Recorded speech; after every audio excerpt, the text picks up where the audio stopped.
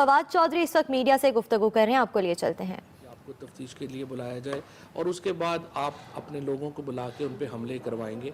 ये रवैया किस तरह मुख्तलिफ है उन कालदम तंजीमों से जिनके ऊपर नेशनल एक्शन प्लान इन्फोर्स हो रहा है। मोनोपली ओवर वायलेंस रियासत का एक हक है, उसकी ज़िम्मेदारी है, लेकिन अगर इसके ऊपर कि आप ये कहें कि किसी की ज़रूरत ही कैसे हो कि आपको तफ्तीश के लिए बुलाए, ये बहुत ही मैं समझता हूँ कि एक अनफॉर्चुनेट रवैया है। इसके नतीजे में मुल्क में आइन और कानून के जो बुनियादी कॉन्सेप्ट्स हैं कैसे हो कि आपको तफ्तीश के लिए बुलाए, ये बहुत ही मैं समझता हूँ कि एक अनफॉर्चुनेट रवैया है। इसके नतीजे में मुल्क में आइन और कानून के जो बुनियादी कॉन्सेप्ट्स हैं उनकी ही नफ़ी होती है।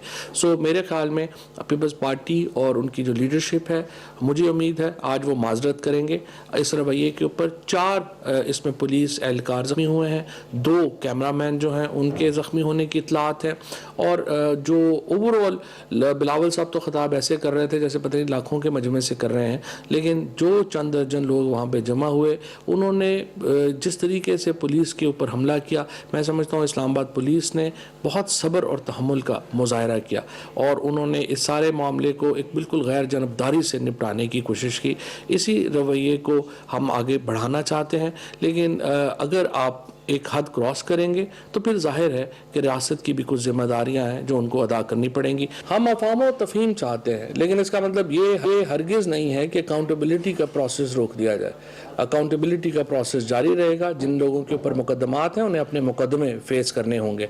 ये मुमकिन नहीं है कि आप चंद दर्जन लोग जमा करें और ये समझें कि आप तहकीकात को इन्फ्लुएंस कर सकेंगे, ऐसा मुमकिन नहीं है। पहले मुझे उम्मीद है कि आज आप इस रवैये के ऊपर कौम से और इस्लामाबाद पुलिस से आप माफ़ी मांगेंगे। शुक्रिया।